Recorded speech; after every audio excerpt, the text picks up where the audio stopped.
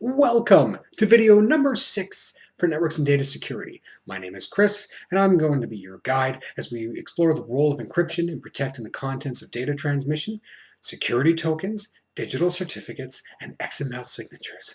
Yeah. To start us off, we're going to talk about encryption and the role that it plays in our everyday activities online.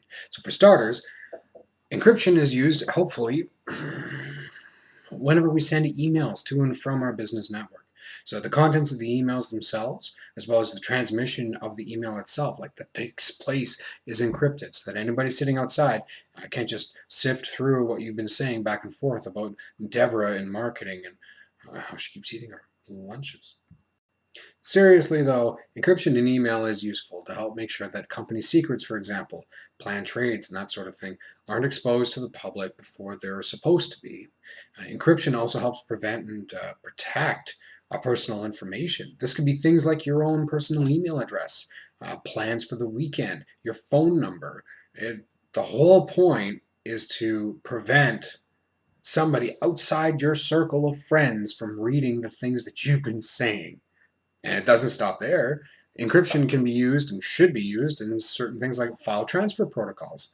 If you're establishing a handshake with a network across the world to transfer files to or from them, for example, if the line itself isn't, if the connection isn't encrypted, what you're receiving can also be picked up by somebody else. But then they can also pretend to be you and send requests for traffic, for information, for access without your knowledge and gain access to the same network while assuming or while appearing to be you. It's due to the way that unique identifiers work and connection strings and whatnot. Basically, if your line and connection isn't encrypted, they can steal all this stuff from you while you're using it and then pretend to be you. So the next time the company does an audit of the network access, they're going to see you accessing things you weren't supposed to, or trying to access things you weren't supposed to. Try and defend yourself against that. Not the same as all that stuff you weren't supposed to access while at work. Uh, you should have known better. Now, more commonly now than before, websites are starting to show up with the prefix address of HTTPS. The whole point being that what you're on is a secure connection to the web server itself. Now, this isn't 100%, of course, because 9 times out of 10, things are secure, but that one time, the certificate was issued to somebody who didn't deserve it or it didn't meet the proper criteria. We're not going to get into how that happens right now. What I can tell you is that the peace of mind an HTTPS connection gives you is that even if your terminal and the end user terminal are not encrypted, that connection is.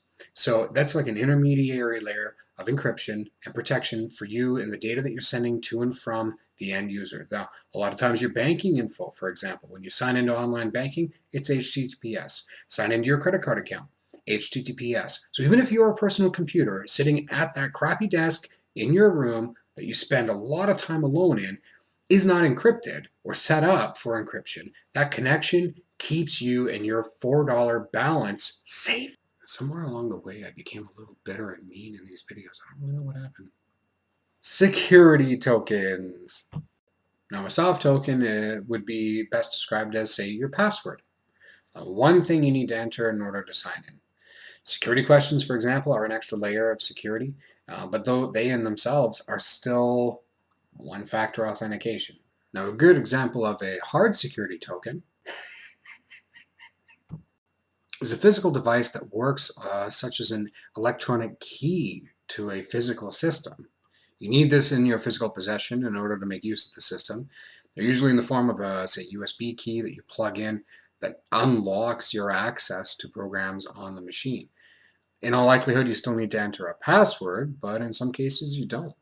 Access to that physical key should mean that for all intents and purposes, you are the person you say you are.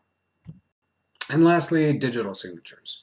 Now, these are the things that basically tell the system that it is verifiable or certifiable, that it's a legitimate build.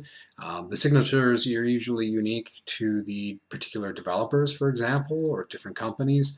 And it's a means of identifying who made or purchased or is using the software or used that software to conduct a connection or transport, what have you. PuttyGen. I knew there was something else here.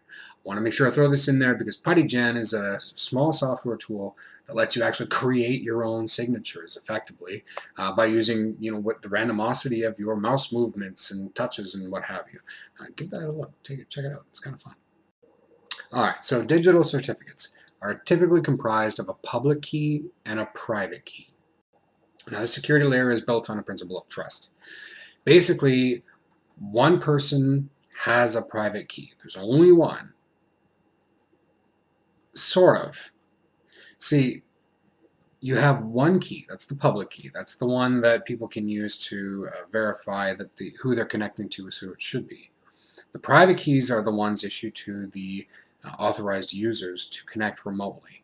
Now, if the keys that are expected don't match or are invalid, the connection is refused outright. I say that it's based on a principle of trust because unless you've given the private key or issued a private key to somebody, nobody should be able to access the system. That being said, once you issue the private key to somebody, they can use it from anywhere in the world to connect to the network. Now, hopefully, the only person using it will be the one that you gave it to. And lastly, XML signatures. Sort of self-explanatory. Digital signatures used to certify an XML document. What? Now, these are documents that use XML syntax. Most believe that XML itself is on the way out, that the formation and body structure of it is, while on one hand too similar to things like HTML and whatnot, but at the same time it lacks the functionality of the more robust languages like Ajax and Java. So it has particular application and uses, sure, but there are definitely alternatives, and in most cases better alternatives.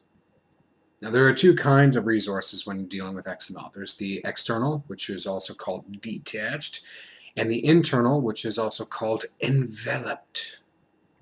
Now, detached signatures are those where the XML document and the signature itself are separate and apart from one another. Typically, the XML document will point to the signature file on a web server or online resource. Whereas an internal XML signature is one used to certify or sign a containing document that it's included with. So both the signature and the document are together, or the signature is inside the document.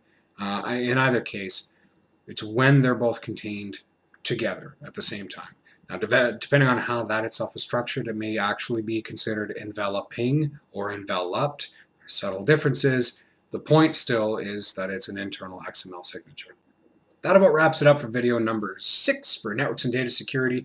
I don't really have much else to say on the subject right now. I feel like we covered a lot. Tune in next time for video number 7. Gonna have a special guest speaker. It's very special. Never been one like him. It's gonna be great. You're gonna love it, I'm sure.